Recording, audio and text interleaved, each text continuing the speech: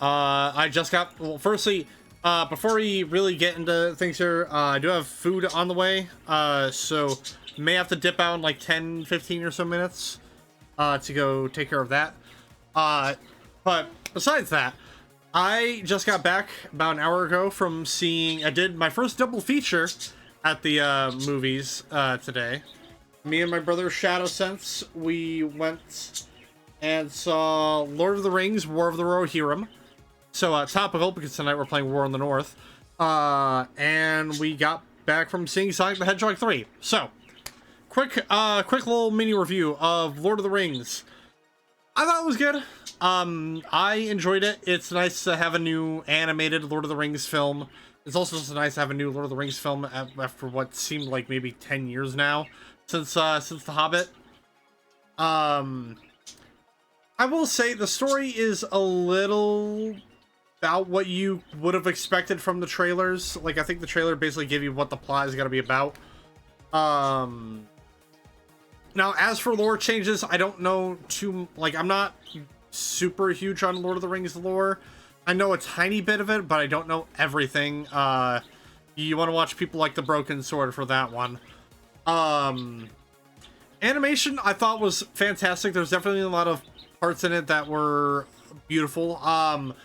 If there's one gripe that I will say about the animation is that there were certain parts where they definitely tried to do like 3D environments. You see that in the opening, with the main character Hera. She's like riding on her horse, and she like goes up to this like rock, and they do this like weird panning thing with the 3D. It looks a little off. It looks okay in some areas, but in other areas, yeah, it just kind of looks off. But other than that, though, yeah, it was good. I thought it was also a little bit choppy in some spots, but again, it was good. I have no complaints really on the animation. My main thing, like, this is kind of like arguably the big part when it comes to that movie for me, is the dialogue. A lot of the dialogue in War of the Rohirrim was very much you remember this from Lord of the Rings, don't you?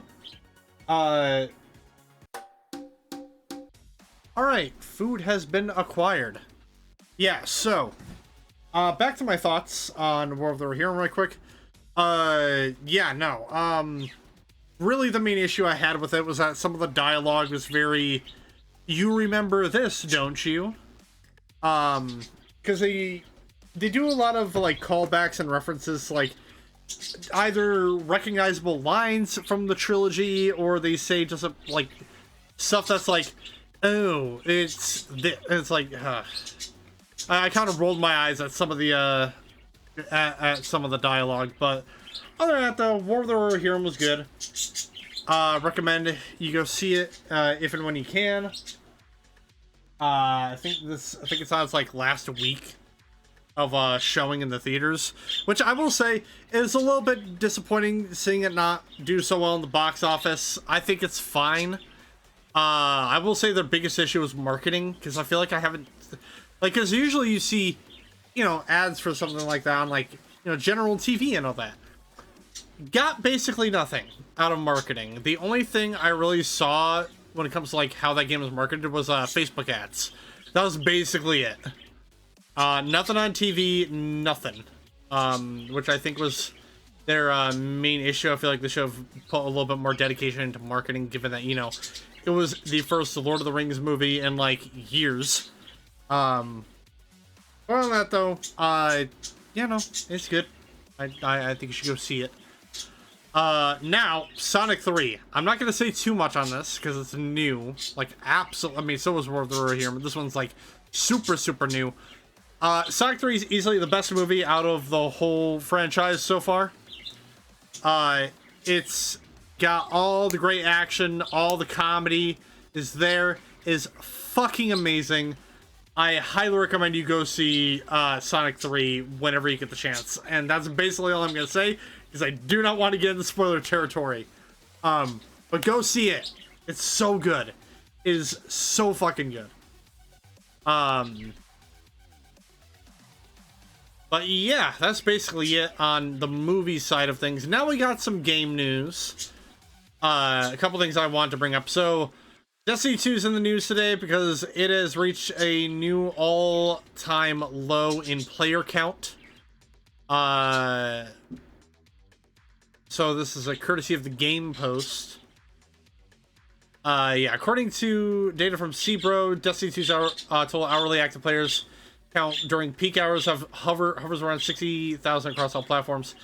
Yeah, so right now it is not doing so hot.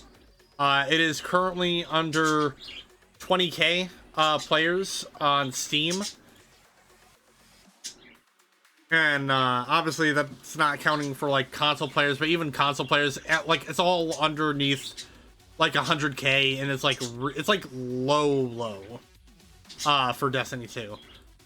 And even though like Revenant right now, Revenant itself is not a bad episode. Like I like Revenant, but Bungie isn't doing a whole lot to like make me and a bunch of other people want to come back into Destiny 2. Like right now, I'm basically just waiting for Act 3 to drop. Because I'm gonna be honest, guys, I'm not really too happy with... Because, like, I'm not really happy with the game right now. Like, I don't want to do the fieldwork stuff anymore. Because, one, firstly, it's a fucking grind in order to even unlock the fieldwork stuff, because you basically just need to confine yourself to Onslaught Salvation for an hour and a half or more, like every play session, and that's already a fucking slog. Like I'm not really itching to do seasonal challenge stuff, and I'm not really interested in doing the Dawning event, which is so sad to say. Like I used to do a lot of the events stuff that they did, but now I'm just like, I'm not really excited for Destiny 2 stuff until Act 3 drops. That might be it. And honestly, like, what's annoying is that Bungie can literally fix this with one fucking update, and they just won't. For whatever reason, they just refuse to give people the campaigns that they took away. That, in my opinion, ladies and gentlemen, is what they need to do. That's what they need to do to bring players back. They need to stop doing this whole overarching story bullshit and like, oh, Red War we can't do anymore because the Gaul's already been long dead for like 10 years. And oh, the planets that you went to in Red War don't really exist anymore, except they kind of do now. And it's like... And I made this comparison during the Mass Effect playthrough. It's like if in Final Fantasy XIV they locked off one of the like opening areas, like Lenosha, because of the new expansion. Because of like, say they release a new expansion and enemy invades one of the opening areas, and now you can't go to that area until you beat the expansion. And that would completely fuck over new players, because like, oh, you can't make a character or do this in this area because of shit that's happening in the new expansion that players haven't even gotten to yet. And it's like, I hate the overarching story that Bungie's trying to do with Destiny 2. I get it, but I feel like that pays off if you are a concurrent player. If you're a new player, now granted they have means of getting you up to date with the story, but there's nothing that players can actually experience or play to really get that. I mean, we kind of had something like that. With I think it was called like the Mirror Stories or something like that, where you got to play like the opening missions of some of the previous expansions. But that's basically it. And they need to do more of that. They need to do more of that and just fucking give us all the campaigns back. Bring back Red War, bring back Warmind, bring back Curse of Osiris, especially since I played Red War. I have not played Curse of Osiris or Warmind. And I played Forsaken just before they vaulted it. Because I got into Destiny 2 right around Beyond Light. Right around when Beyond Light came out. And right around when they made it free to play. And... like, fuck, even if it's something... No, because I don't even think they should have to pay... It's like, especially for players who already bought that game. Like, especially for players who bought that shit full price. Like, they need to make that shit just like a free update. Bring back everything, Bungie. that is how you're going to get players back. Because the amount of people I've seen that have just either refused to go back to Destiny 2 or have just refused to play Destiny 2 in general because Bungie got rid of all the, like, the first 4 fucking campaigns so that new players can't even do that stuff from the beginning. Like, there's a lot of people out there that just won't play Destiny 2 because of that.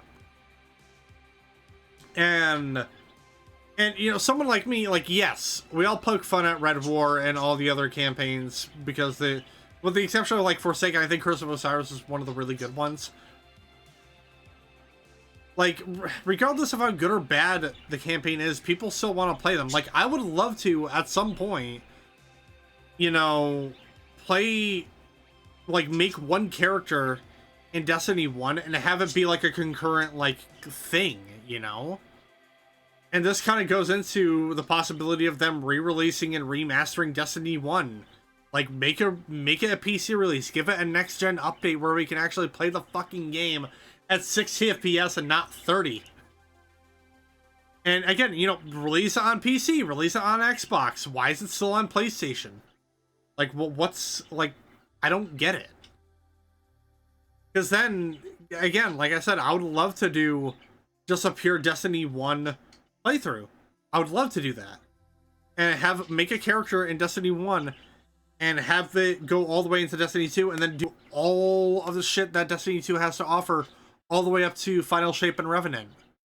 Like, that would be so awesome. That's gratifying for the player to have this, like, experience through both games. And Bungie just apparently doesn't see that, doesn't see that. Or maybe they do see it and they're being told not to do that. And, you know, on top of that, they also need to, like, bring back some of the seasonal stories. Because, like, along with them bringing back the campaigns, they need to bring back the seasonal stories and let us experience those in a way that obviously doesn't require us to grind through all the bullshit and just get through, like, the story missions. Even if they're, like, little bite-sized pieces, even if it's only, like, 3 or 4 missions, that's basically the whole entire length of a season in terms of, like, how much story it actually brings. Like, give us the cutscenes and give us the more important missions from those seasons. And let us play them in, you know, in the order in which they're supposed to be played in between the expansions. Again, let players have this whole journey that players would like to experience. Like, that's how you get people back. And right now, with what Bungie's doing and what their fucking stupid ass CEO's doing, this is literally not the way. And it's gotten to a point where Destiny 2 is a very slowly but surely sinking ship. And it's so sad to see.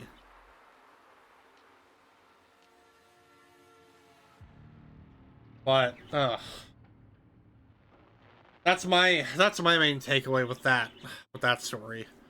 The next one we're gonna talk about is Elder Scrolls Oblivion, because that was making the rounds yesterday.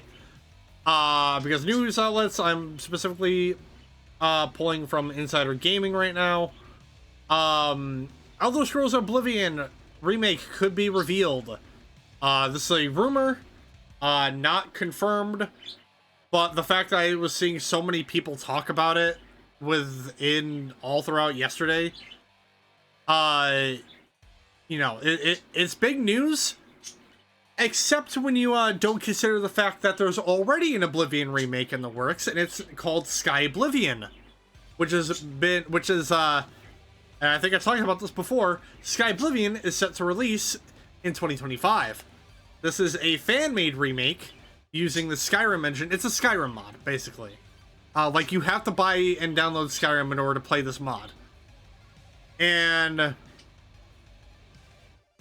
in fact, actually, I think it may have been the lead, like, director of that mod, but they put out a tweet basically saying, like, oh, this is fine.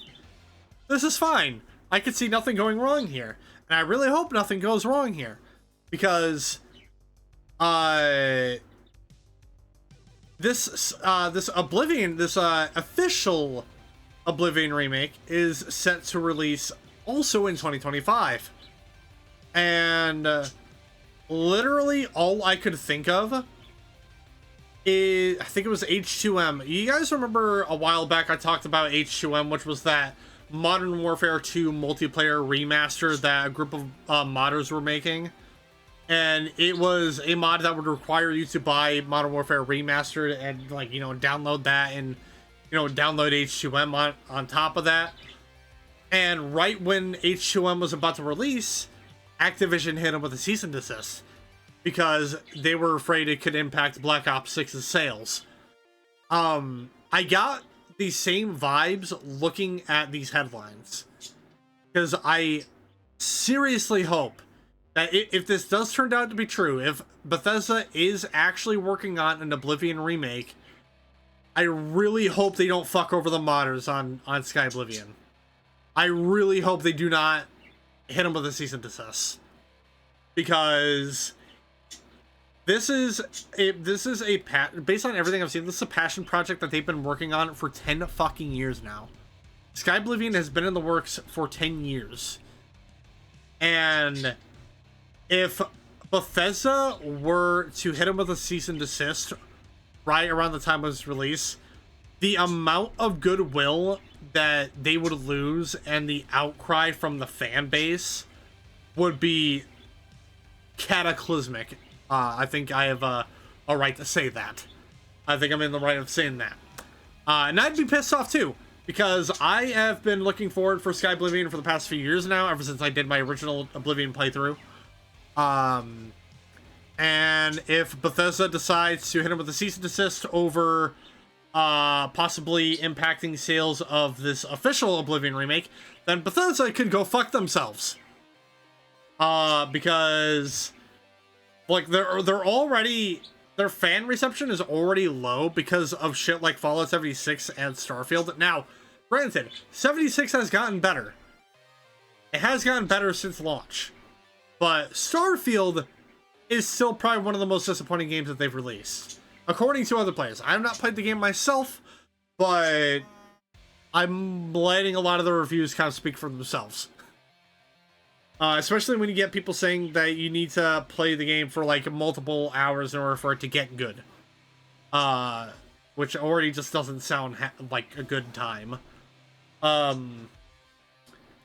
yeah, no, a part of me, I'm so conflicted because, like, part of me wants this to be true, but the other part of me doesn't want this to be true because obviously, again, Sky Oblivion is already in the works. It's already getting ready to release next year. And Bethesda should for sure know about this because it's been in development for 10 fucking years. So, yeah. That's, I just really hope Bethesda doesn't shoot them in the foot with this. I really hope they don't. Because they're gonna lose, like, again, like I said, their fan reception is already low. If they release this and they cease and desist Sky Oblivion, which, by the way, you're gonna need to buy Skyrim in order to play, the same thing with H2M, where you had to buy Modern Warfare 2, all they're gonna be doing, they're gonna lose money. They're gonna lose money because people are gonna be buying Skyrim to play Sky Oblivion. And that's still money going in Bethesda's pocket. Either way. And I just really, really hope that Sky Oblivion is able to see release to like, you know, I hope they're able to see a release. I really hope they do, because I will be sorely disappointed if they're not able to because of this. Oh, my face is all fuzzy and numb from talking, and also probably because of the popcorn and Coke, because I have so much popcorn and Coke in my system from the movies. But yeah,